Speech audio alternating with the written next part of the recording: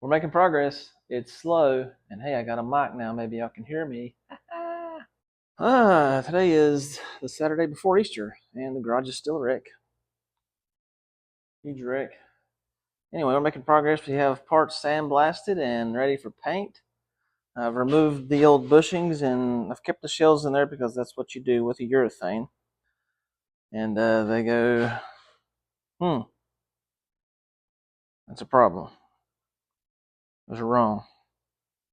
Anyway, we'll get these painted. I'm going to paint all this stuff satin black, and I think I'm going to do the spindles cast iron. From the factory they're raw, but that's just going to rust if we do that. I guess I'll go ahead and do the backing plate cast as well.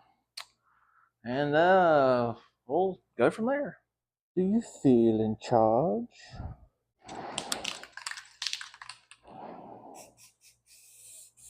This is exciting YouTube right here. Happy little control arms. This is direct metal primer. I suppose it's some sort of etch. I don't know why I'm putting this much work into a rust bucket. I don't think I'll regret it, but whatever. Primer. Oh yeah, that's a big improvement. Big improvement. Yeah, I know what Chrysler control arms are supposed to look like with the Cosmoline, and I don't give a damn. And I've got these in primer. I'm letting it dry so I can flip them and primer the other side. Don't mind the dirt everywhere. This is such a good environment to paint in, but it's just suspension parts. Who cares, right? And the back side is now in primer. Oh, by the way, all the dirt is from my mower. I just replaced the deck bearings on it, and I haven't cleaned up, because reasons. I don't know. This is the cast iron paint that I'm going to use because it's what O'Reilly's had. Cast Blast. Just looks great to me. We'll see how it turns out. Not bad. I mean, I'm not mad at it. I don't exactly think cast iron when I see the color, but it looks nice. This is going to take a little bit longer to dry than the primer, so I'll have to wait longer before I can flip this stuff and paint the other side. But,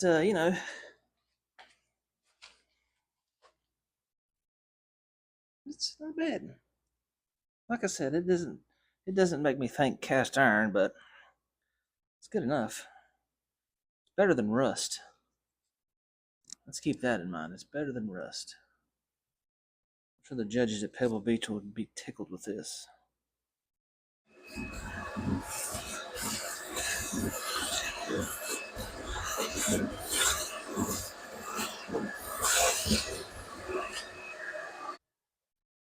Well, I thought while the paint's drying over there, I would clean this trunk up because my new gas tank is here, and it's right, it looks good. I've got the new gas tank and the O-ring that goes around the filler tube, just waiting on the sending unit. But I thought it would be kind of stupid to put the fuel tank in this car with all the rust in the trunk. Probably make more sense to fix the trunk now rather than later. The question is, do I just patch it up? I mean, it's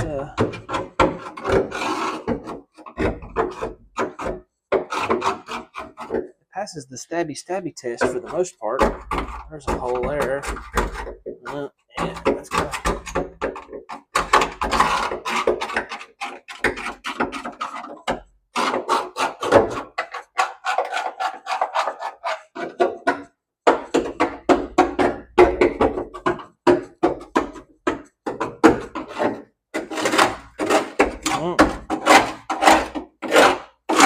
That's rust. Rust over here.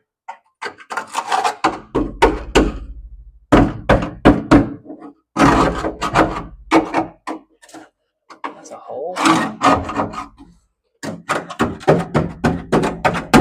Those are holes right there. More holes.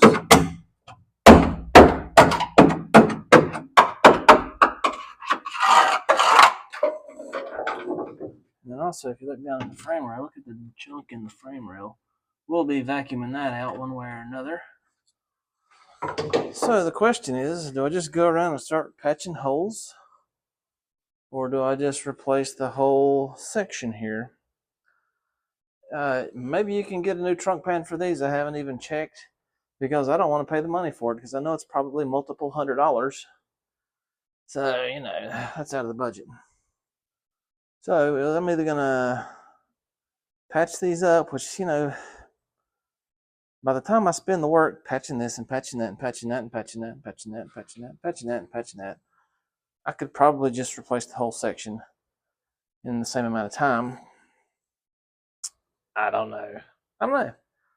We'll see. I think I like it more now that it's dried.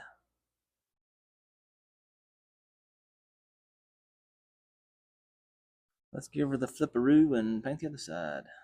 The other side is done. Looks pretty good. I can't wait to put it together. But of course, I'm going to have to find the right upper control arm bushings that actually fit. I don't know what I did wrong there. Because the ones that I got don't fit. They're too small. The lower control arm bushings, on the other hand, those do work. Those do fit. So I theoretically could put the lower control arms back on. We'll see. We're just going to keep trudging forth.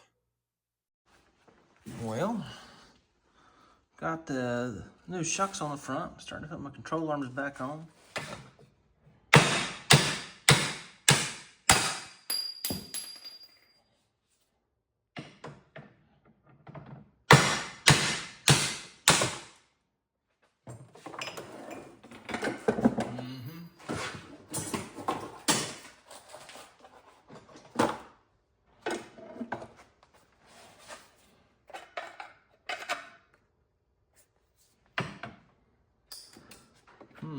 Can we just knock it in there?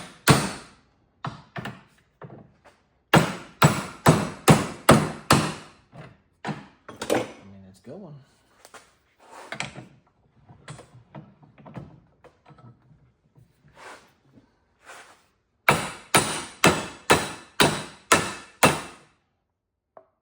Hey, look how far that's going. They usually fight a little more than this.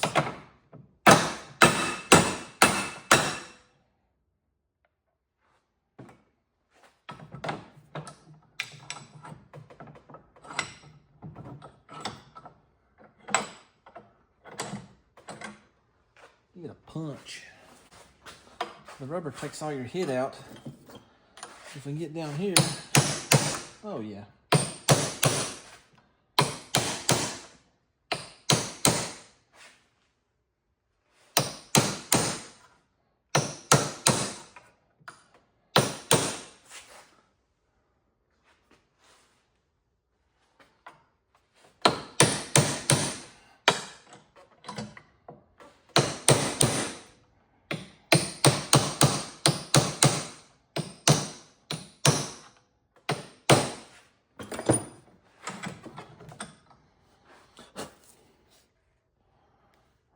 They usually put up a little more fight than that. I'm hoping they'll be all right.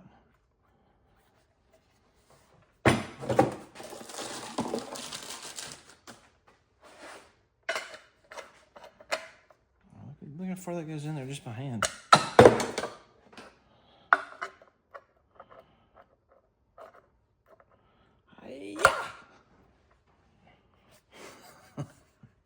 Yeah, whatever.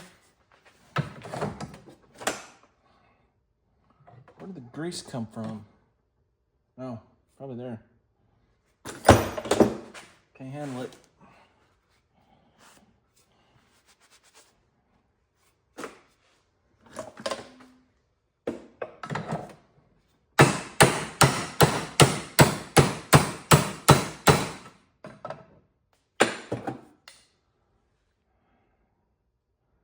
Dang, that was just about all the way down just by hitting it on the rubber.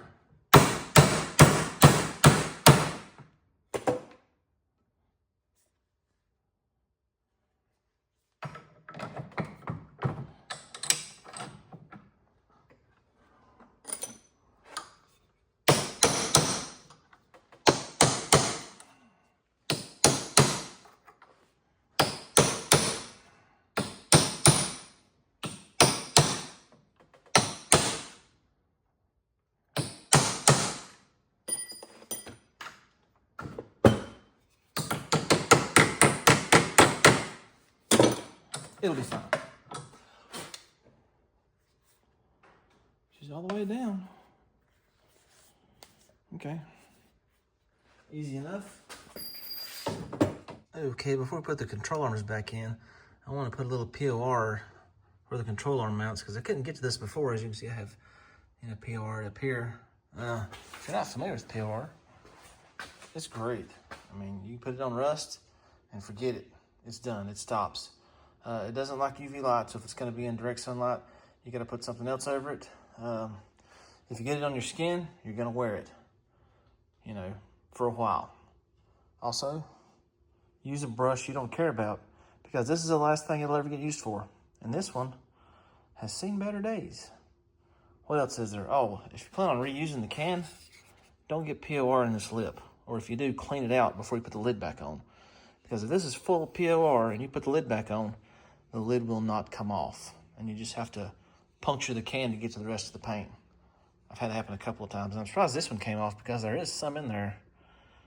Anyway, let's do it. Well, I hope I don't make a mess. Dippy dip. Dippy dip, let it drip. Don't knock the can over.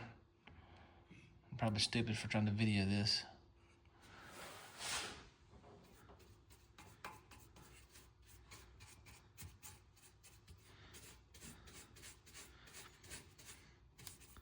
You want the surface to be free from debris and loose rust. I went in with a wire brush and just got all the loose crap out of there. That's all you gotta do. POR loves rusty, rough surfaces. If you put POR on clean metal, it won't stick. It's weird. It won't stick, it won't really cover it. But rough, rusty stuff, man, it loves it. And it will straight up stop the rust.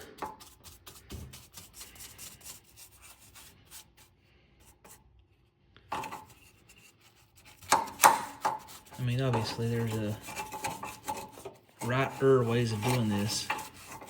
You could blow all this apart and sandblast and sand and all that stuff, But, you've seen those concourse restorations where everything's perfect. This ain't that. This ain't that. This is good quality driver, dependable, fun, which are pretty much all my cars. I mean, I like the beautiful ones, but they're hard to enjoy because all you do is worry about them.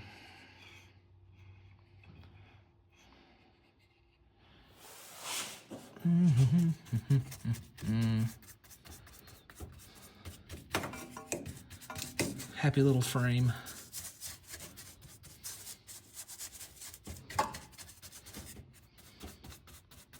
If you're still watching this, you're awesome. I'm not gonna make you watch it anymore. Oh boy, she's going back together. Lower control arm, strut rod, upper control arm. I'm gonna paint my ball joints. I forgot to sandblast these with the other parts, but they're ready for some paint. Oh, I changed the nozzle in my sandblaster, and man, it's like a new one now. It's working amazing. I guess I didn't realize how bad it was getting because it was just like slowly deteriorating every time. But boy, she's doing good now. So we're gonna get some paint on them. This is going back together. I can finally put this stuff on here. So we might be able to set this thing on the ground today. That would be amazing. Now that's what I'm talking about. Yeah, I taped up the dust boots. What do you think? I'm some kind of hack? Don't answer that. I mean, I'm using primer.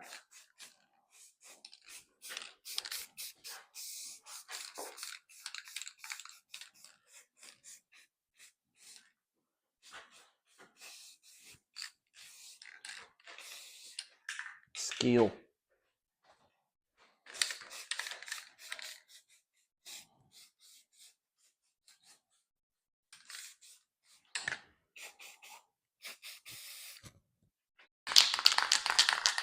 Cast blast.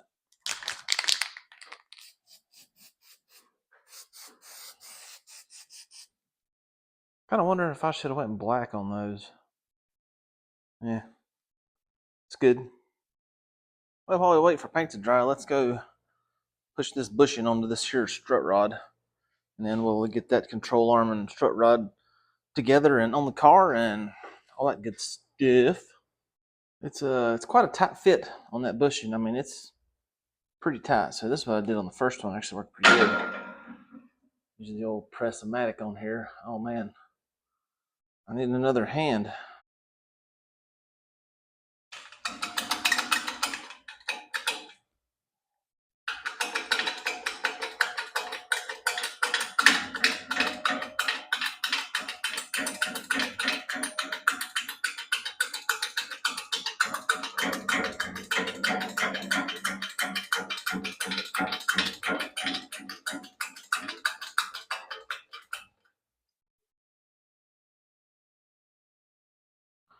The strut rod and lower control arm have to go in together. You can't put them in individually. So we have to go ahead and assemble them outside the car. And I need two hands again.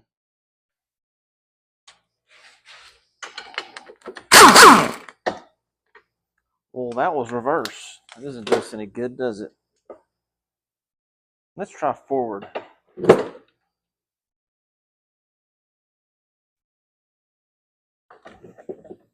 While I work on top of a pile of shit.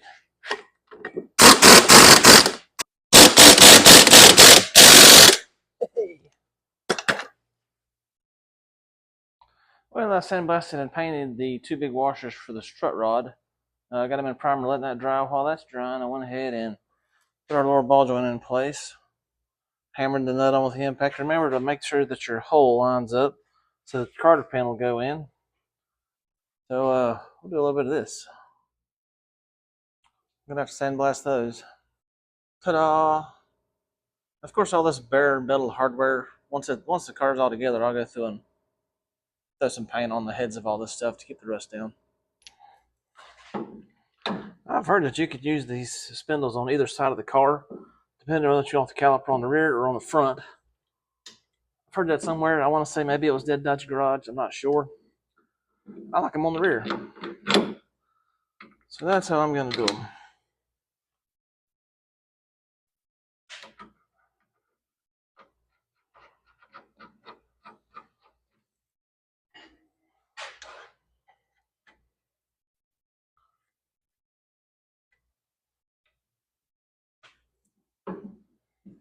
Oh boy.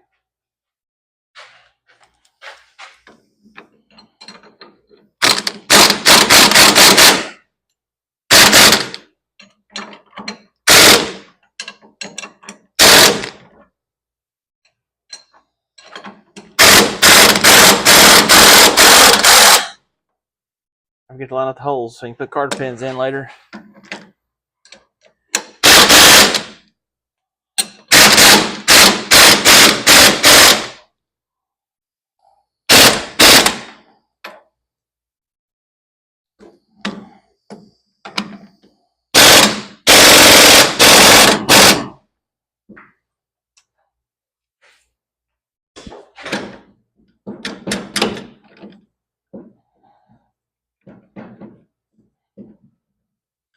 Idiot.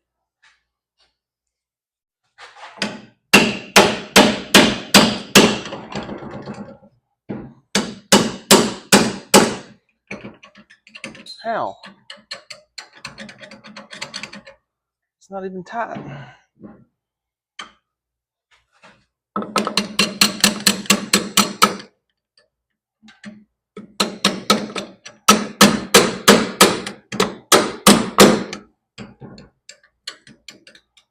Doesn't make any sense. Look how loose it is.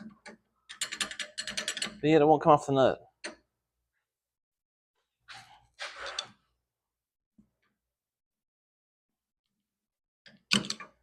All it took.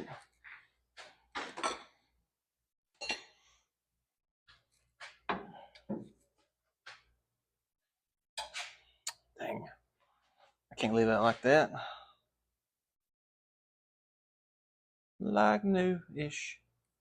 And now, you really shouldn't sandblast your hardware because it causes it to rust. It takes off the nice factory coating of whatever that might have been. We're gonna need some help. But I'm gonna paint them, so yeah, whatever. Pole jack to the rescue!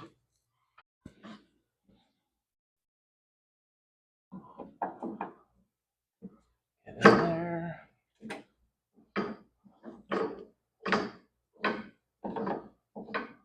I haven't loaded the torsion bars yet. This is just the resistance in the lower control arm bushing, which is urethane. If you put a rubber control arm bushing in these cars, you need to have the car set at ride height before you tighten up the shaft that the lower control arm bushing is on. Otherwise, you'll just destroy the lower control arm bushing. And they don't need any help with that. Where's the nut? There it is.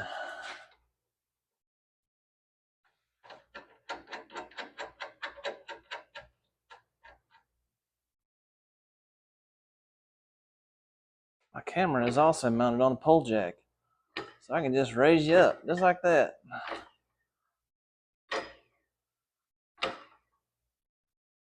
It's a poor boy redneck camera mount. Oh, so I'll let you see it. Check it out. Phone just sits right there in that little doohickey, just like that. Just got to make sure I don't get the wire in front of the camera lens. Yeah. There we go. Stay. Yeah, it is what it is.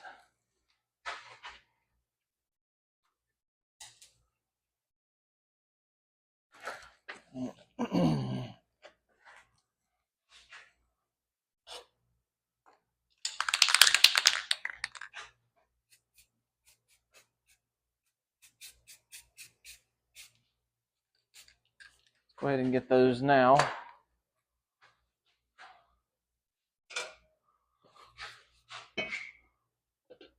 Well, I gotta put cast iron over that, don't I?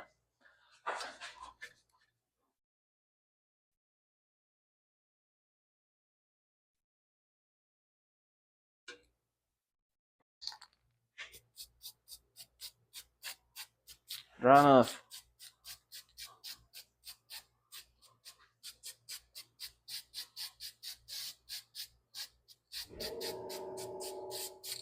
Make sure it looks good because nobody's ever gonna see it. Splattered my thing. It's alright. Splattered my strut rod.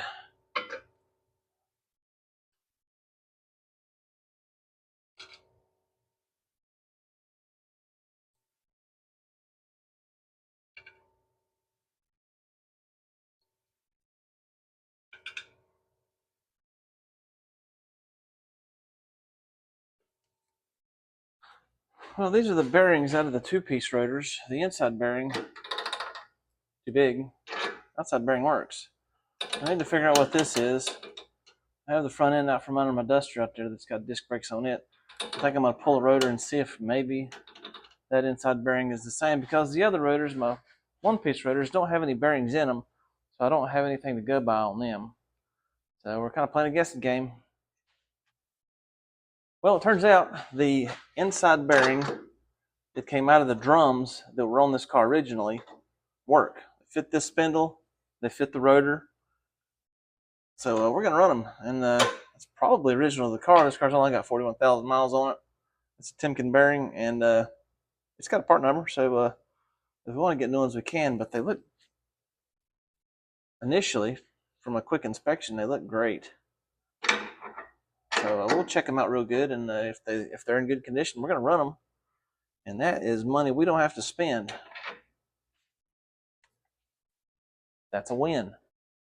And back to the rotor situation, I was wanting to run the one-piece rotor. I've heard that they're a little bit better than the two-piece. The two-piece is kind of rare. I've heard you can't even get them anymore, but they make a one-piece that's a replacement of that. But I didn't realize that the two-piece is actually a little bit thicker.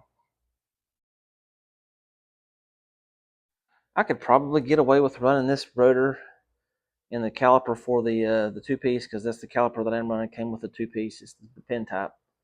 But I think I'm just going to go ahead and run the two-piece.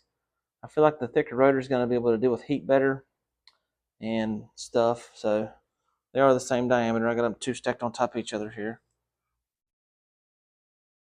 Like I said, I think I can get away with that. I don't know. I feel like the best option is to run the two piece. We're gonna clean them up. They're nice and rusty. Sure, we could go buy more, but like I said, money. These will be just fine. They have no grooves in them.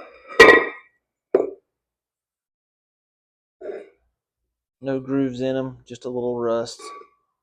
We'll clean them up and clean the grease out of them and run them. Well, I was in the process of sandblasting this rotor and I made a little discovery. You notice the end of the studs have an L on them. That means that they are left-hand thread. Chrysler did that until 1970, I'm pretty sure. So that would mean that these disc brakes were on something 1970 and before. I don't really know what, because they didn't really put a whole lot of disc brakes on stuff pre-1970. Anyway, that's kind of cool. And usually when I do disc brake swaps, I'll end up having, one rear wheel with left-hand threads. That's how the Belvedere is.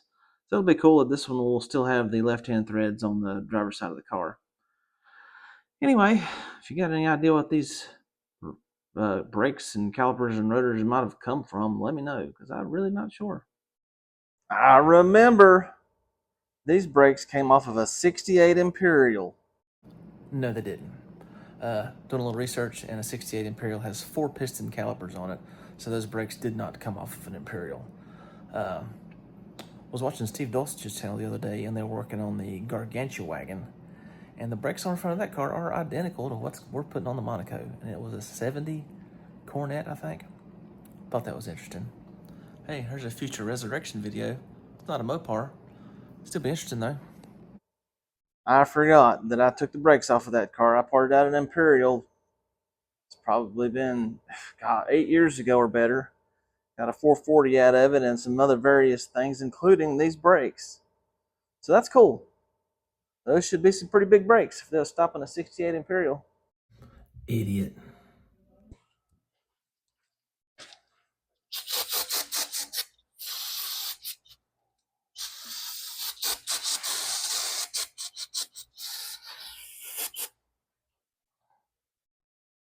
Eh?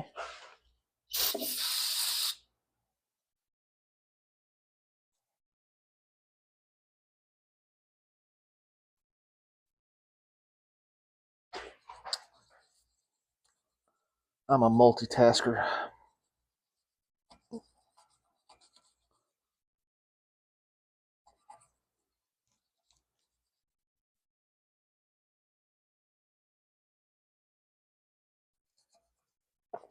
Saturday, come on. Give me a break. Oh, yeah.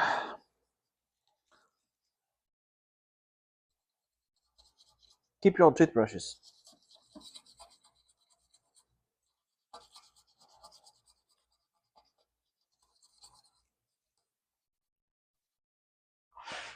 I'm going to need another can. Use the straw so we can get that last little bit.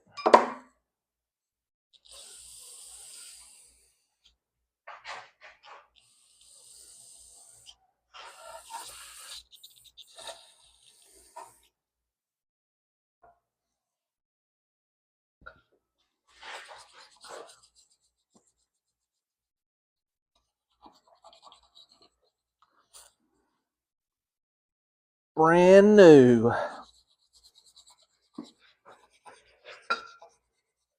We'll do another can.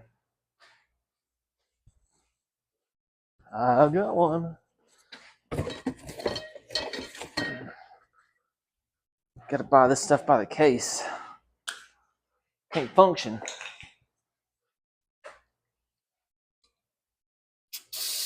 Oh, yeah. He's a freshie. I want to spray brake clean on my beard.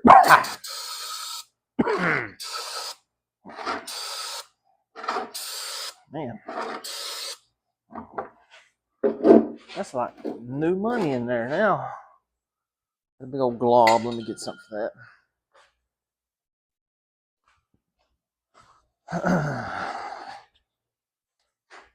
Brake clean, blue towels,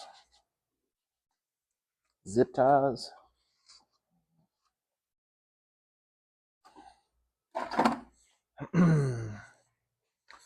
and beer.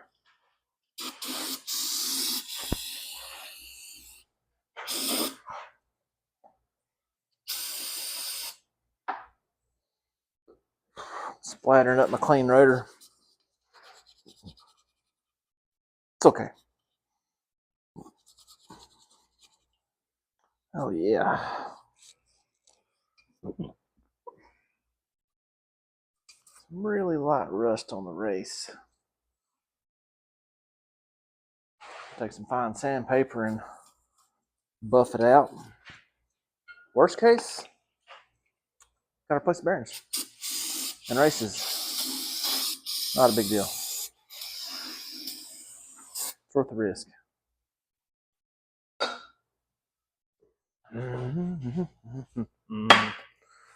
What I've got here is a little 600 grit sandpaper.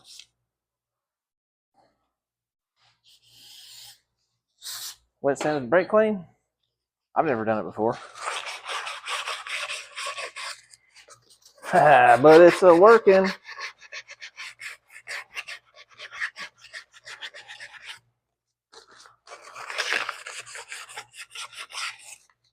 Just buff it right out.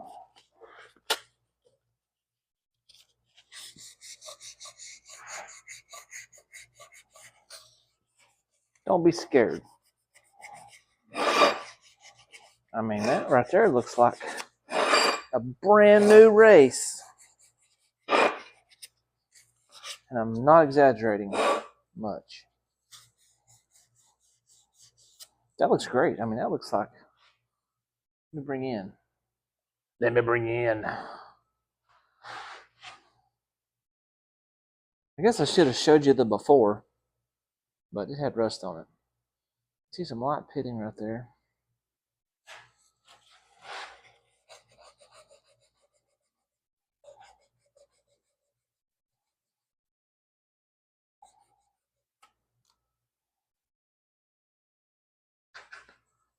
That's what you call good enough.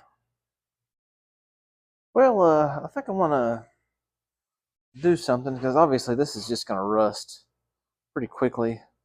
I think I may paint this. Maybe I'll use the cast iron paint. I mean, obviously the friction surface isn't going to keep paint. We'll just not paint that. I'm thinking, all this. I'm going to paint with the cast iron paint. I've got some, maybe I've got some wheels I'm going to try on this thing that I've got a pretty good deal on. We'll at least try them on the car and see how they look. If they're no good, we won't run them. But if I like them, you're gonna see the brakes a little bit. It's a 5-spoke wheel. It's a torque thrust basically. Looks a lot like a torque thrust. So I don't know. We'll see. Well, I went through and did a quickie tape job. Put a little bit of our primer on there. We'll go back with the Cast Blast and hit it with that. I don't know how these two products are going to enjoy the heat, but we're going to find out together. You can have perfect. Give me good enough. All right.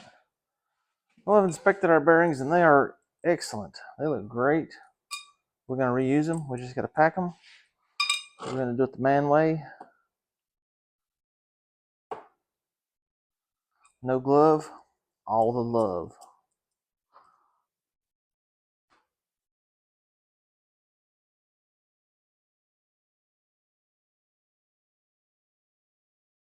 Just pack it in there till it squeezes through the other side.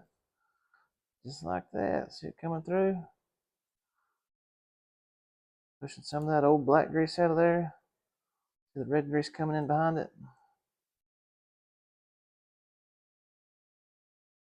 I'm sure everybody already knows this trick. We can buy one of them pansy ass bearing packers. Just wipe the old black grease off. Get a little more through it. Let's get that black grease on out of there.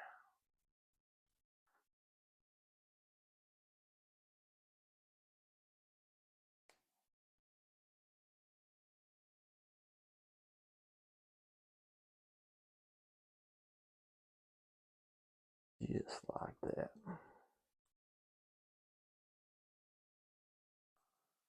That's what you call good enough. A little grease on the race.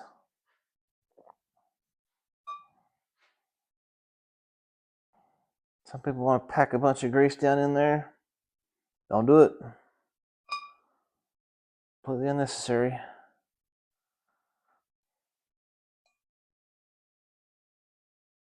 Bearing in the hole.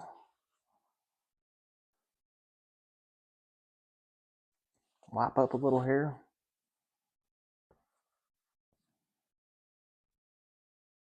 This is the grease seal that came out of the drum, come off the car. So this grease seal is probably from 1966. You're probably asking yourself, is this guy dumb enough to reuse it? Yes, he is.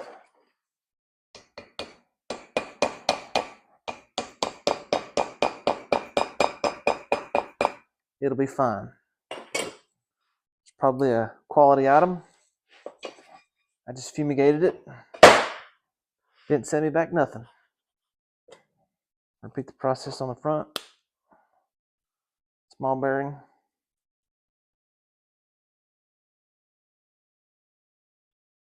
Pack it tight.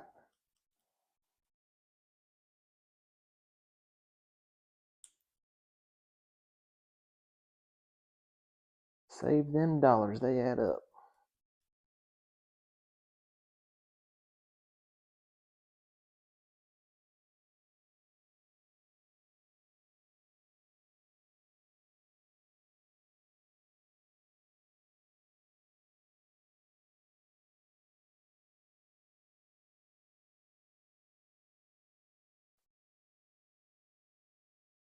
Proper lubrication is essential. In the hole. It puts the grease in the hole.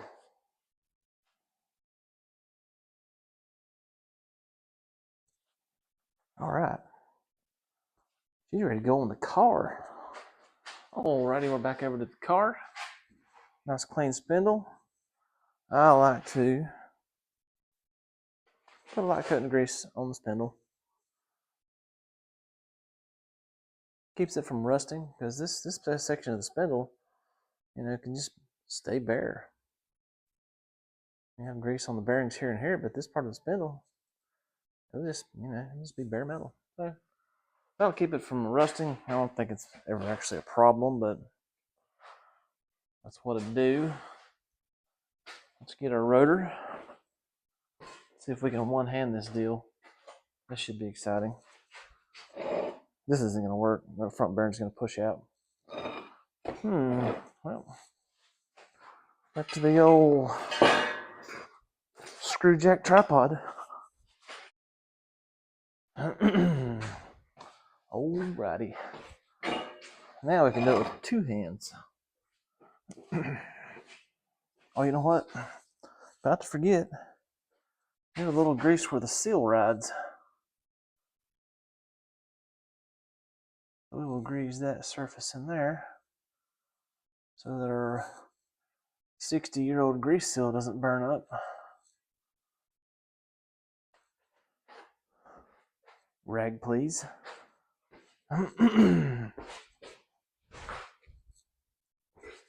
My assistant is me.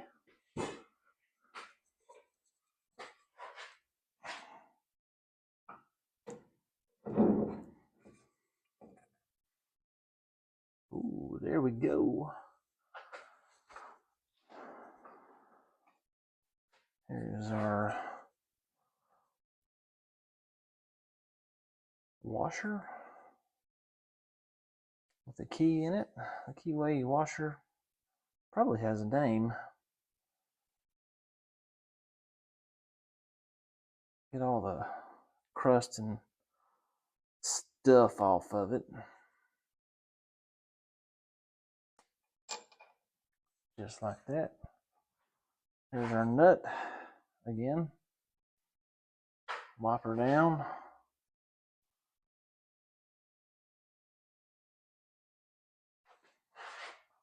On she goes.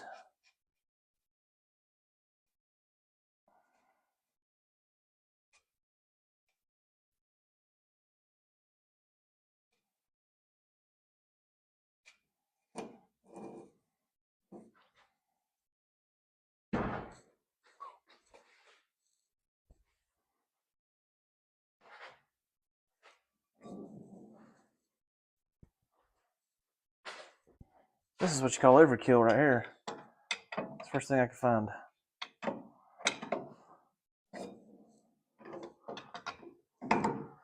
These you don't tighten the crap out of them.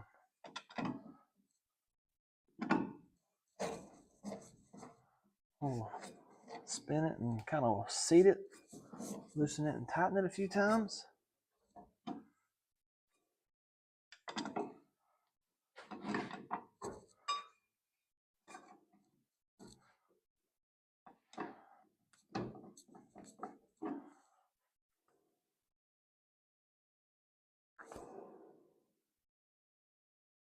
I think we're good. Let's get one more cup of fill one more time. Yes, that's good. Found the carter pins in plain sight. Installed. A lot of people have different ways of bending these, and they'll cut one and bend one and whatever. I just bend them both. Alrighty. We are still saving money by rebuilding calipers. You usually could buy calipers, for these old cars for $12. I remember buying these calipers for, literally 10 or 12 bucks. But those days are gone, which is fine. They're not hard to rebuild. We'll just throw a splash of fluid in there. Get our new O-ring nice and wet with brake fluid. You can use a pan and put some fluid in and whatnot. And this O-ring will go inside this bottom lip, just like that. Make sure it's not twisted or goofy. In there nicely. Rub a little brake fluid on it. And then this is our dust seal, and it is going to go on the piston.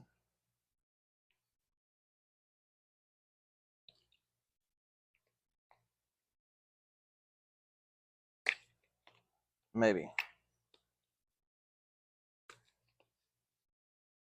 This piston is chipping a little bit up here on the outside, but that's fine. What you got to worry about is down here. The part that contacts the seal needs to be good, needs to be smooth. This one had some real light pitting I was able to buff out with some 600 grit sandpaper. Anyway,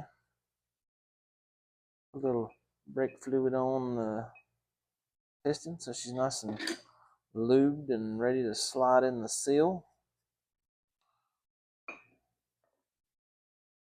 And we'll just kind of finesse it, rock it a little, talk nice to it, hope a little.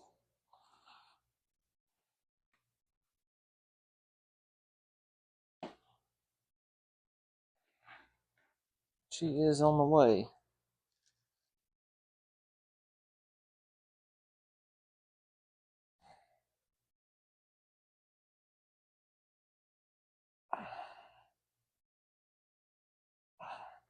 In she goes. I push it all the way to the bottom. She's there. Now that it's all the way to the bottom, we can work this lip into the groove that's above the groove that the seal is in. It's a little bit fiddly.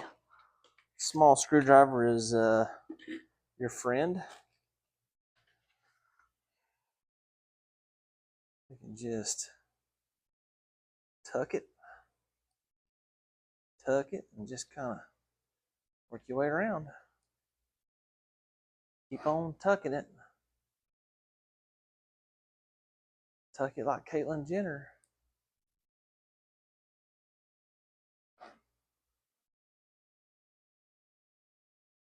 Work your way around. Going right in. When you get back here, it's a little tricky. But around the front, it goes pretty good.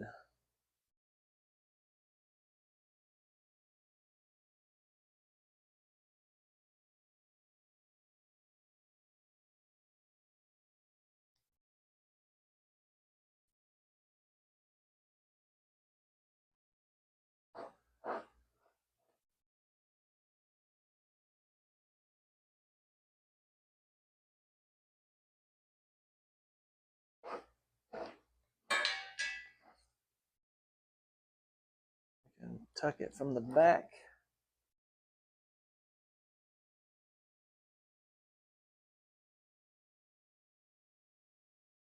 You can feel it when it goes in there. It just kind of like flops in.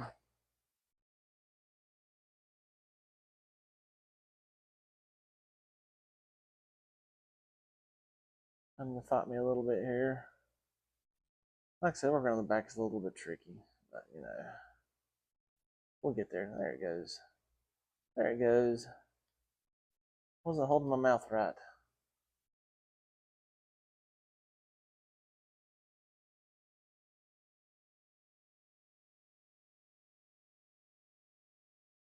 Hopefully these calipers will function as they should and not leak.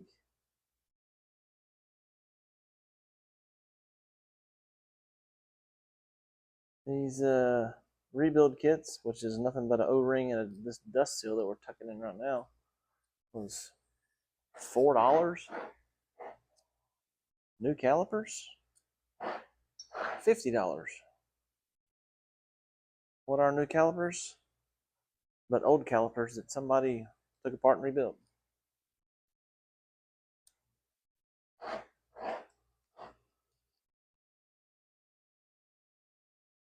So this is just a little work. Is a $45 savings. And I couldn't find new calipers. So there's a little bit of honesty for you.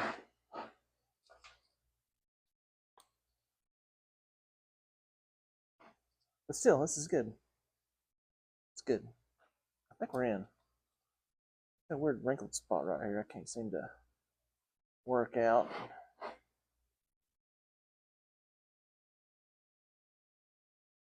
I think it'll be fine. Hey, see how it's wrinkled right there? What's your deal?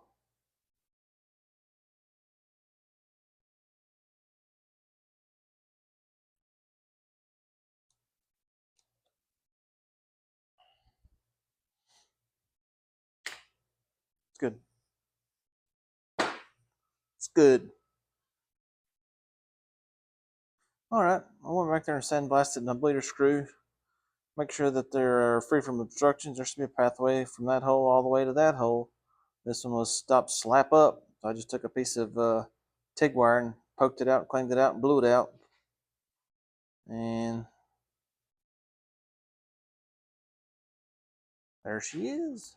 Well, we've got a caliper installed. Brake pads, got the new pins in. Kind of had to fight with these. I had to go through and run a tap through here and clean the threads up inside the caliper bracket. Caliper bracket bolted right on there.